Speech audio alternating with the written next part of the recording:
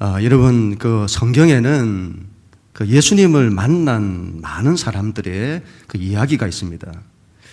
우리는 여러분 다 저마다의 이유를 가지고 예수님을 만났습니다. 저 같은 경우는 대학 시절에 삶에 대한 고민이 참 많았는데 그런 가운데 예수를 만났습니다. 어떤 이는 너무도 큰 상처와 아픔 때문에 예수를 만나기도 하고, 또 어떤 이는 육신의 질병 때문에 예수를 만나기도 하고, 또 어떤 이는 자녀들의 문제 때문에 예수를 만나기도 하고, 또 어떤 이는 물질의 문제나 사업의 실패, 그런 문제 때문에 예수를 만나기도 합니다. 그런데 여러분, 오늘 등장하는 이 한 여인은 좀 특별합니다. 이 여인은 죄 때문에 예수를 만납니다. 그것도 간음이라는 죄입니다. 그것도 간음하는 현장에서 잡힌 그 여자입니다. 그 죄 많은 여인이 오늘 예수님을 만나 변화되는 이야기입니다. 오늘 하나님 말씀 1절, 2절 우리 같이 한번 읽도록 합니다. 시작. 예수는 감람산으로 가시니라. 아침에 다시 성전으로 들어오시니 백성이 다 나오는지라 앉아서 그들을 가르치시더니. 아멘. 여러분, 오늘 이 사건은 초막절이 끝난 8일째 되는 날입니다. 초막절이 7일 동안 진행이 되고 마지막 날 저녁부터 축제가 시작이 됩니다. 여인의 뜰에서 진행이 되는데 밤새도록 올라이트를 한다고 해요. 그래서 밤새도록 찬양이 울려 퍼지고 나팔을 불고 춤추며 축제가 절정에 이르게 되어집니다. 특별히 이 날에는 여인들의 뜰 네 모퉁이에 거대한 기둥이 있는데 그 위에 불이 밝혀지게 됩니다. 그래서 밤새도록 축제를 하는 그곳을 다 밝히는, 이게 조명의 축제이기도 한 거죠. 왜 불을 밝히냐 할 때 그 옛날 모세 때에 출애굽할 때에 이스라엘이 밤에 하나님께서 불기둥으로 그들을 인도해 주셨습니다. 그걸 기념하는 거죠. 초막절은 예수님의 사건이라고 했습니다. 예수님이 세상의 빛이심을 말씀하는 거죠. 그 예수님이 오늘 한 여자의 인생에 빛을 비추어 주십니다. 어둠 가운데 살았던 여자입니다. 인생이 너무도 비극적인 사람이죠. 그녀의 인생에 예수님께서 빛을 비추시는 거죠. 우리 인생의 혼돈과 어둠 가운데 빛을 비추시는 우리 하나님이시다는 것을 말씀합니다. 예수님께서는 밤새도록 하는 그 올라이트 축제에 참여하지 않으셨습니다. 예수님은 감람산으로 가셨습니다. 가셨다가 그 다음 날 아침에 성전으로 들어오셨습니다. 왜 예수님께서 감람산으로 가셨을까요? 이런 예수님께서 예루살렘에 오시면 자주 들른 곳이 감람산입니다. 감람산은 예루살렘 성전 건너편에 있는 산인데 감람나무, 그 감람산이잖아요. 그래서 올리브 나무가 많은 곳으로 겟세마네 동산도 거기 있는 거죠. 예수님께서는 그곳에서 하나님 아버지와 밤이 맞도록 교제하며 기도하셨던 것으로 보입니다. 예수님은 기도를 통해서 오늘 사건을 해결하시고 기도를 통해 한 여인의 인생에 빛을 주십니다. 우리의 인생에도 여러분 하나님을 만나고 교제하고 기도하는 것이 반드시 필요합니다. 기도를 통해서 우리 인생이 준비되고 예비되고 해결되어지고 또 기도를 통해서 우리 인생에 빛이 임하여 인도되는 그 일이 기도를 통해서 일어난다고 우리 가운데 말씀하는 거죠. 우리 하나님 말씀 3절부터 6절까지 말씀을 같이 읽습니다. 시작. 서기관들과 바리새인들이 음행 중에 잡힌 여자를 끌고 와서 가운데 세우고 예수께 말하되 선생이여 이 여자가 간음하다가 현장에서 잡혔나이다. 모세는 율법에 이러한 여자를 돌로 치라 명하였거니와 선생은 어떻게 말하겠나이까. 그들이 이렇게 말하면 고발할 조건을 얻고자 하여 예수를 시험함이더라. 아멘. 이런 예수님을 반대했던 서기관들과 바리새인들이 음행한 여자를 잡아왔습니다. 그것도 음행하는 현장에서 잡아왔습니다. 이 여자에 대해서는 다른 정보가 없습니다. 여러분, 율법을 지키던 시대인데 그때 간음이 쉽지 않았을 건데 간음하는 현장에서 잡혔죠. 왜 이 여자는 그랬을까요? 그런데 좀 수상합니다. 간음을 했다면 두 당사자를 다 잡아와야 하는데 남자는 없고 여자만 잡혀왔습니다. 뭔가 수상한 냄새가 나는 거죠. 뭔가 의도를 가지고 이 여자를 잡아온 듯합니다. 예수님을 시험하기 위해서 잡아왔다고 말씀합니다. 예수님을 넘어뜨리기 위해서 잡아온 거죠. 그리고는 예수님께 질문하는 거죠. 모세는 율법에 이런 여자를 돌로 치라고 했는데 선생은 어떻게 말하겠습니까? 여러분, 이 사건이 단순한 사건이 아니라는 거죠. 치밀히 계획된 것입니다. 예수님을 넘어뜨리기 위한. 예수님이 어떤 대답을 해도 올무에 걸려 넘어지는 그 질문입니다. 평소에 예수님의 모습이라면 이 여자를 돌로 치라고 말하지 못할 거라는 걸 그들이 예상했을 겁니다. 평소에 죄인과 세리들의 친구라고 하셨고 사람들에게 하나님의 사랑을 그토록 강조하셨던 예수님이죠. 그런데 돌로 치라고 한다면 그건 예수님과 너무도 어울리지 않는 거죠. 또한 여러분, 돌로 치라고 하면 이게 예수님께서 돌로 치라고 이렇게 말씀을 하시면 로마에 고소할 빌미를 줄 수 있습니다. 이스라엘은 로마의 식민 통치 아래 있었기 때문에 사형 집행권이 없어요. 예수님이 그걸로 돌로 치라고 한다면, 돌로 쳐서 죽이라고 한다면 그걸로 예수님이 고소될 수 있는 겁니다.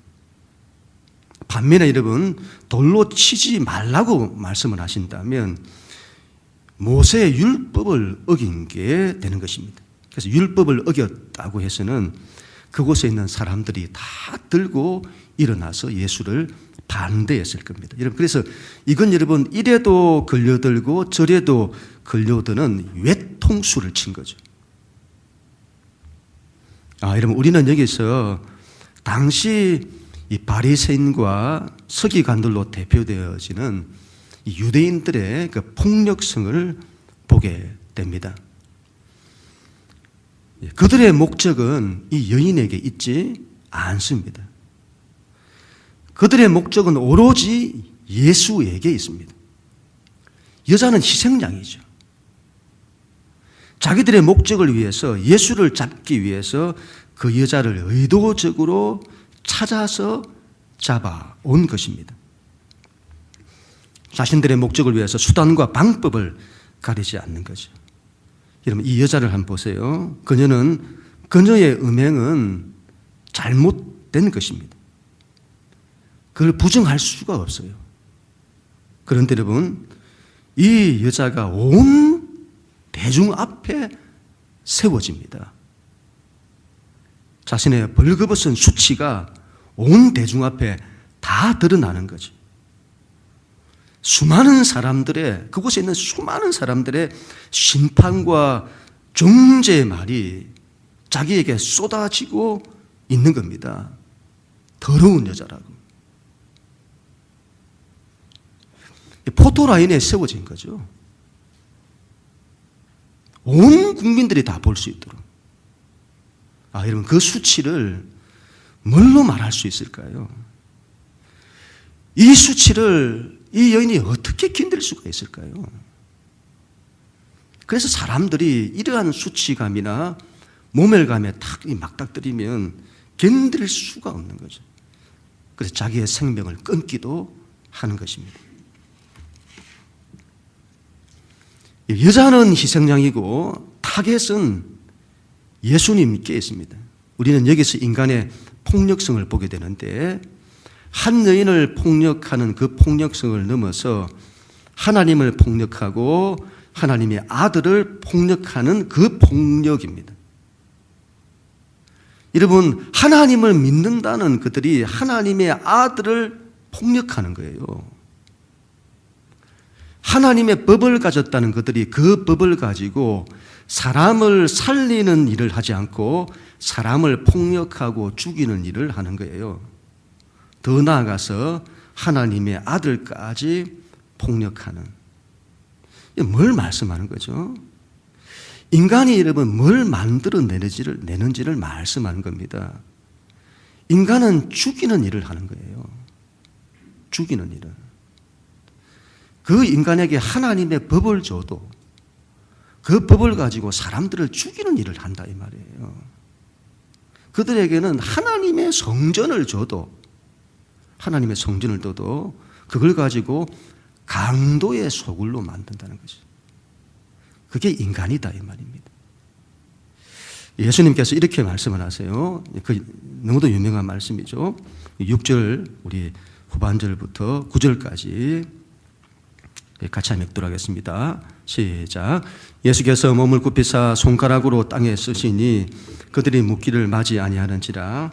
이에 일어나 이르시되 너희 중에 죄 없는 자가 먼저 돌로 치라 하시고 다시 몸을 굽혀 손가락으로 땅에 쓰시니 그들이 이 말씀을 듣고 양심의 가책을 느껴 어른으로 시작하여 젊은이까지 하나씩 나가고. 아멘.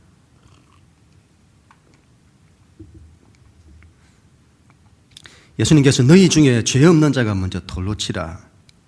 근데 여러분 이 말씀을 하시기 그 전과 후에 예수님이 몸을 굽히셔서 손가락으로 땅에 뭔가를 쓰시는 거예요. 왜 땅에 뭔가를 쓰셨을까요? 그래서 여기서 별의별 추측이 다 나오는 겁니다.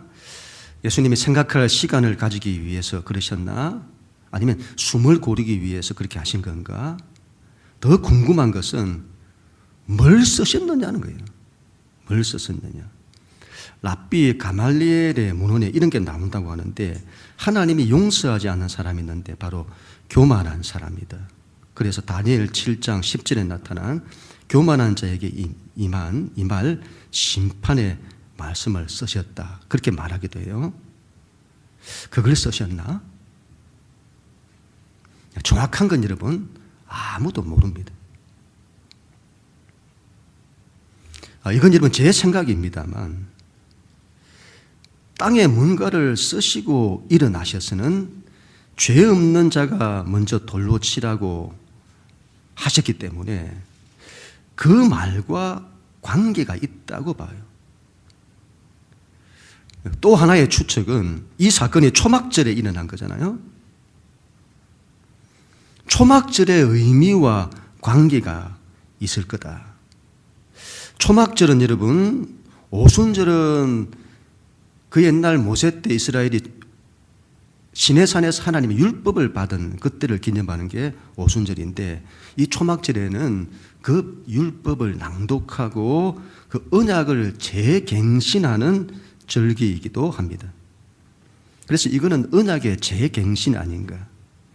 그 옛날 시내산 언약 때에 하나님이 친히 두 돌판에 십계명을 쓰시잖아요. 그것도 깨뜨리시고 다시 또 쓰세요.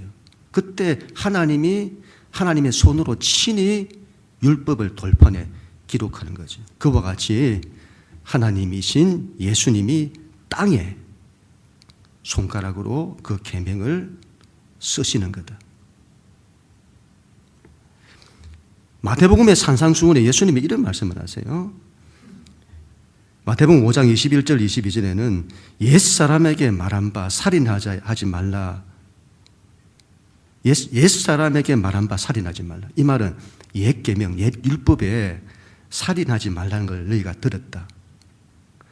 누구든지 살인하면 심판을 받게 되리라 했다는 것을 너희가 들었으나 나는 너희에게 이르노니 형제에게 노하는 자마다 심판을 받고 형제에 대하여 라간하는 자는 공회에 잡혀가게 될 것이다. 옛 계명을 예수님이 갱신하시죠. 마태복음 5장 27절 28절에는 또 간음하지 말라 하였다는 것은 너희가 들었으나 옛 계명에 간음하지 말라고 했던 걸 너희가 들었으나 나는 너희에게 이르노니 음욕을 품고 유자를 보는 자마다 이미 간음하였다. 예수님이 옛 계명을 새롭게 갱신하시는 거죠. 그와 같이 여러분 옛 계명이 이 가늠한 여자에 대해서 옛 계명이 뭐라고 하느냐?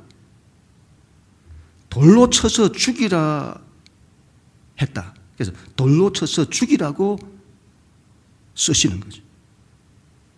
그렇게 처음 쓰신 게 그게 아닌가 싶기도 해요. 그런데 예수님이 일어나셔서 뜻밖의 말씀을 하시는 거죠. 그런데 나는 너희에게 말한다. 너희 중에 죄 없는 자가 먼저 돌로 치라. 그리고 그 갱신된 새 계명을 땅에 새기시는 거죠. 제 추측입니다만. 여러분, 죄 없는 자가 돌로 치라. 죄 없는 자가 돌로 치라. 이 말씀은 너희 중에 죄 없는 자가 누가 있느냐? 너희가 저 여자를 심판한다고? 너희에게 죄를 심판하는 권한이 있느냐? 너희 속에도 온갖 죄악들이 있지 않냐? 너희도 살인자가 아니냐? 너희도 간음자가 아니냐? 하나님 앞에서 너희의 모습을 보라. 너희도 돌에 맞아 다 죽어야 할 자들이 아니냐? 그런 너희가 아니더냐? 그럼에도 하나님은 그런 너희 죄 많은 너희를 그래도 살리려고 하신다. 그런데 너희는 어떻게 사람을 죽이려고 하느냐? 어떻게 하나님의 법을 하나님이 사람을 위해서 주신 법을 너희는 어떻게 그 법을 가지고 사람을 정죄하고 폭력하는 데만 사용하냐? 어떻게 하나님의 법을 사람을 죽이는 데 사용하냐? 너희가 어찌 그러냐? 예수님의 이 말씀을 듣고 사람들이 양심의 가책을 느끼고 하나씩 돌을 놓고 그 자리를 떠나게 되어집니다. 그래도 여러분, 그때는 양심의 가책, 양심이라는 것이 있었던 것 같아요. 요즘 같으면 예수님이 그런 말씀을 하셔도 돌을 들어서 던졌을 것 같습니다. 지금 시대는 양심이 화인 맞은 시대, 죄를 아무렇지도 않게 여기는 시대, 우리가 그 시대를 살아가는 거죠. 이런 얼마나 안타까운 것인지요. 신앙은 자기를 돌아보는 것입니다. 자기를 돌아보라. 남의 눈에 티는 보고 제 눈에 들보를 보지 못하는 우리들인 거죠. 신앙은 여러분, 내가 얼마나 큰 죄인인지를 알아야 합니다. 하나님은 죄인인 우리에게 심판권을 주시지 않았습니다. 심판권은 하나님께만 있습니다. 우리에게 허락된 것은 너희는 어떻게 해서라도 사람을 사랑해야 한다. 사람을 위해야 한다. 사람을 살리려고 해야 한다. 여러분, 그것만이 우리에게 허락된 것입니다. 나는 어디에 있습니까? 돌을 든 군중 속에 내가 있습니까? 그렇다면 여러분, 돌을 내려놓아야 합니다. 그리고 예수님 편에 서야 합니다. 그 예수님의 마음으로 사람을 바라볼 수 있어야 됩니다. 그런 우리 모두가 다 될 수 있기를 축복합니다. 우리 9절부터 10절 말씀입니다. 우리 같이 읽습니다. 시작. 오직 예수와 그 가운데 섰는 여자만 남았더라. 예수께서 일어나사 여자 외에 아무도 없는 것을 보시고 이르시되 여자여, 너를 고발하던 그들이 어디 있느냐? 너를 정죄한 자가 없느냐? 아멘. 이런 너무도 죄 많은 여인입니다. 무슨 사연이 있었는지 모르겠어요. 가늠하는 현장에서 붙잡히면 남자도 잡혀와야 할 건데 본인만 잡혀왔습니다. 어느 누구도 그녀를 위하는 사람이 없었습니다. 당연할 겁니다, 여러분. 그런 죄를 지었으니 수많은 비난과 정죄의 목소리를 들었습니다. 죽여야 한다고. 돌로 쳐서 죽여야 한다고. 대중들로부터 엄청난 비난과 수치를 당한 그녀. 여자로서 모든 수치를 다 보이고 만신창이가 된 여자인 거지. 여러분, 이 여자의 모습은 우리의 모습이기도 합니다. 성경은 여러분, 우리들의 이야기예요. 성경은 우리들의 이야기, 나의 이야기입니다. 이 여자의 이야기는 우리들의 이야기이고 나의 이야기입니다. 우리가 가진 죄로 인해 우리가 당해야 할 우리의 수치의 모습입니다. 그런 우리가, 여러분, 그 죄 많은 우리가, 그 거룩하신 주님 앞에 우리가 설 수 있을까요? 이 죄 많은 모습으로 여러분 사람들 앞에 서기도 견디기 어려운데 여러분 그 거룩하고 순결하신 그분 앞에 설 수 있을까요? 그분 앞에 서면 우리의 더러움과 수치스러움이 더 드러날 건데 감히 설 수 있을까요? 오늘 성경은 이렇게 말씀합니다. 오직 예수와 여자만 남았더라. 예수님께서 먼저 말할 것입니다. 여자여, 너를 고발하던 그들이 어디 있느냐? 너를 정죄한 자가 없느냐? 나에게 이토록 큰 죄가 있는데 어떻게 그런 나에게 나의 편을 드시는 듯한 말씀을 하시다니요. 그런 나를 보호해 주시다니요. 그 수많은 대중들의 비난 앞에서 방패로 나를 막아주시다니요. 왜? 왜 나에게 그렇게 하셔야 하는 거죠? 왜 나에게 그렇게 하시죠? 당신은 대체 누구십니까? 대체 누구신데 이런 나를 위하십니까? 여러분, 오직 예수와 여자만 남았더라. 신앙은 여러분 하나님 앞에 내가 홀로 서야 합니다. 신앙은 홀로 서는 거죠. 주님 앞에. 우리의 신앙이 여러분 군중 속에 묻힌 신앙일 수 있습니다. 군중 속에 있으면 자신을 잃어버리기 쉽죠. 군중의 심리라고 하죠. 군중이 생각하는 대로, 군중이 가는 대로, 군중이 바라는 대로 휩쓸리는 우리들이죠. 신앙은 단독자라고 하죠. 하나님 앞에 선 단독자. 그게 이런 먼저 되어야 합니다. 그래야 자신을 볼 수 있습니다. 자기를 직시할 수가 있어요. 그리고는 나를 사랑하시는 하나님을 볼 수 있게 됩니다. 군중 속에 있으면 군중에 속한 우리 모두 그게 아니라 하나님 앞에 내가 단독으로 섰을 때 그런 나를 사랑하시는 하나님을 그때서야 볼 수 있게 되는 것이죠. 이렇게 죄 많은 나인데 결코 사랑할 수 없는 나인데 그런 나를 그래도 사랑하시는, 그래도 나를 위하시는 하나님을 보게 되는 것입니다. 너무도 바쁘게 돌아가는 세상이고 너무도 바쁘게 살아가는 우리들이에요. 하나님 앞에 홀로 설 수 있는 시간이 없는 시대인 거죠. 이런 때 정말 필요한 것이 이것이라고 봅니다. 오직 예수와 여자만 남았더라.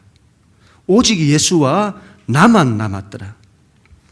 하나님 앞에 홀로 서는 연습을 해야 합니다. 하나님 앞에 홀로 서는 시간이 얼마나 좋은지요. 하나님 앞에 홀로 서면 힘이 와요. 하나님 앞에 서면 그냥 알 수 없는 평안이 와요. 이상하죠? 하나님 앞에 서면 그래요.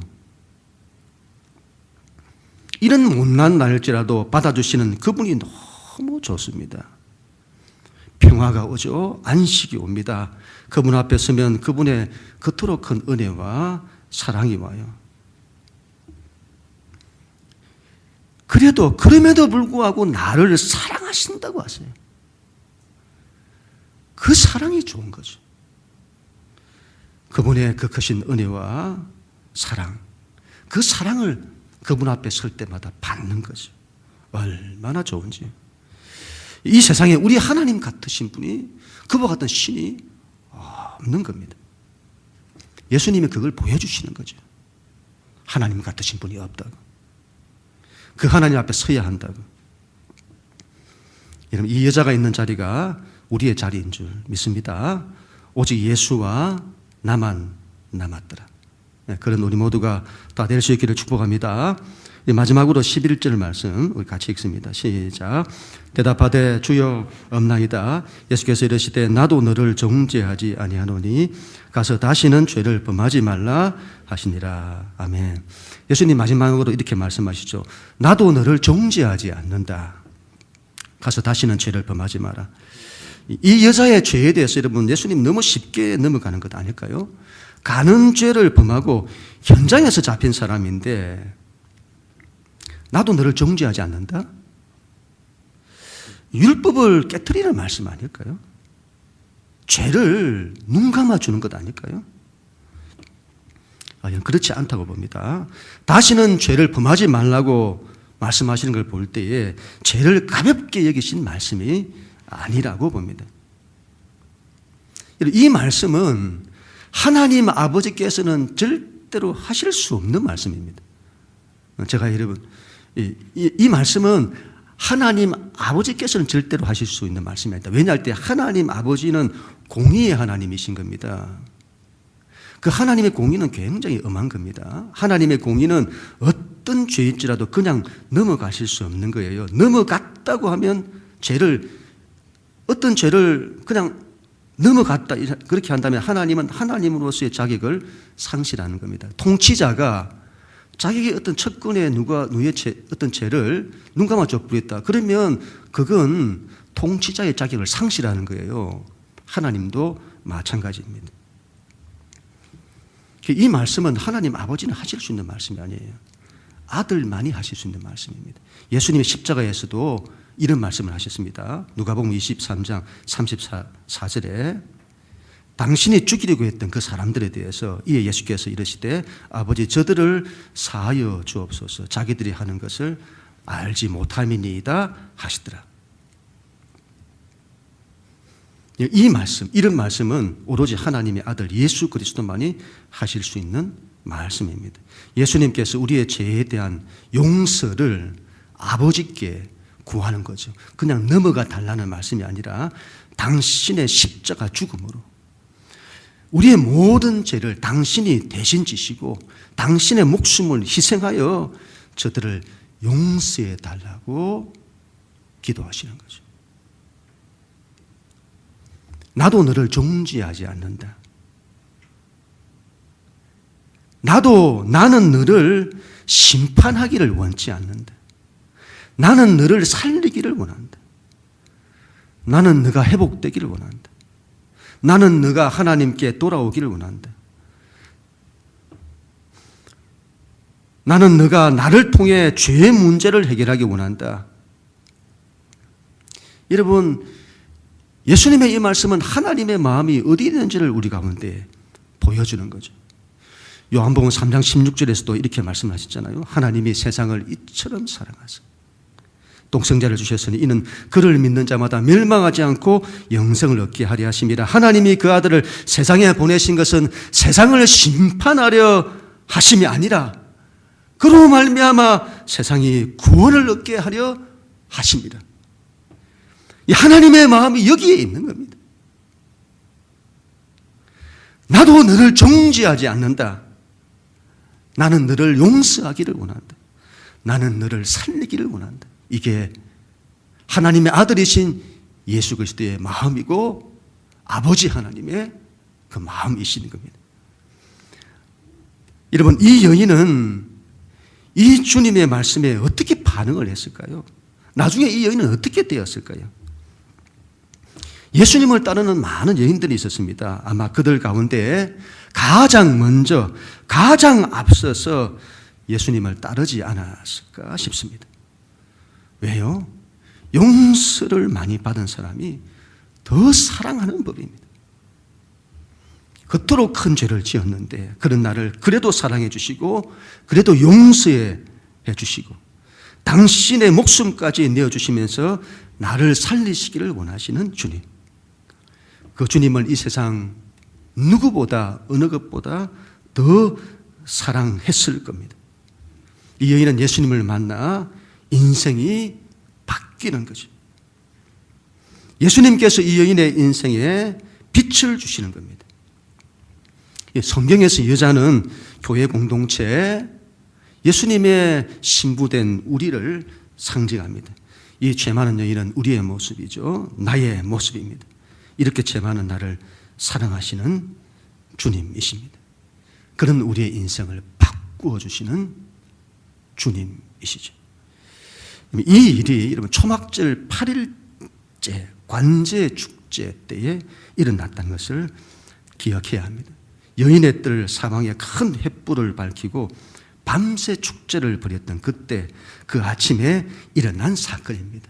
예수님이 참된 빛이라는 걸 말씀하시는 거죠. 우리는 십자가의 예수를 붙들어야 합니다. 우리를 사랑하사 그 어떤 죄악, 그 어떤 절망으로부터도 우리를 구원하기 위해 당신의 모든 걸 버리시는 여러분, 그 예수를 우리는 만나야 합니다. 그리야 할 때 여러분, 우리 인생에 빛이 온다는 거죠. 주님께서 우리 인생에 빛을 비추어 주십니다. 그 수많은 세상의 정죄와 심판으로부터 우리를 보호해 주십니다. 세상의 그 어떤 위협과 도전 앞에서도 우리를 지켜 주십니다. 우리를 치료해 주십니다. 우리 안에 그 어떤 죄악, 그 어떤 상처, 그 어떤 아픔이 있다 할지라도 그걸 치료해 주십니다. 우리 인생의 그 어떤 어둠도 떠나가게 하십니다. 그분은 그 빛은 생명의 빛입니다. 그분은 우리를 어떻게 해서라도 살리려고 하십니다. 우리의 인생을 생명길로, 살리는 길로 인도하십니다. 살아나는 길, 살리는 길, 그 길로 우리의 인생을 인도하신다는 거죠.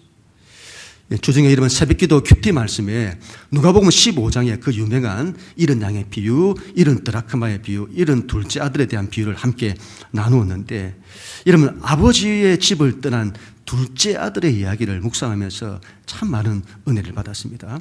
하나님의 마음을 다시 한번 생각하는 시간이 되었습니다. 아버지의 집을 떠난 둘째 아들이에요. 하나님을 떠난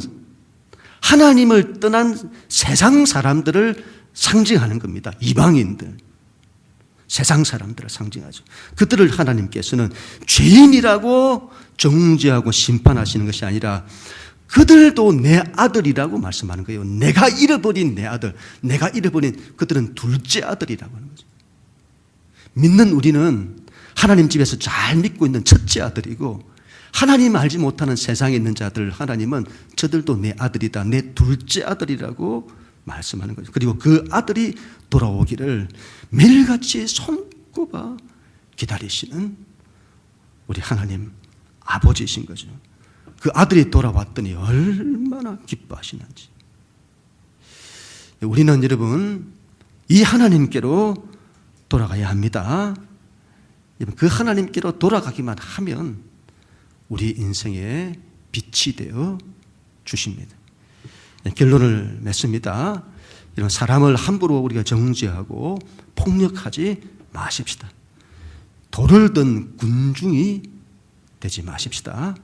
예수님 앞에 우리 홀로 서십시다. 그 어떤 허물과 죄가 있어도 그분 앞에 나아가 서십시다. 우리를 사랑하시고 우리를 용서하기 원하시고 우리를 살리기 원하시는 하나님이십니다. 그 하나님께서 우리에게 빛이 되어 주실 것입니다.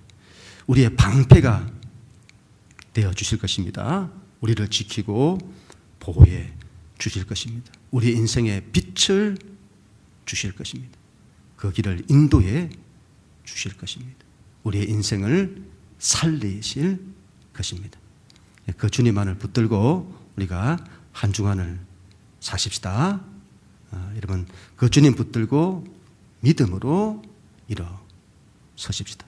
그럼 우리 모두가 다 될 수 있기를 주님의 이름으로 간절히 축원합니다.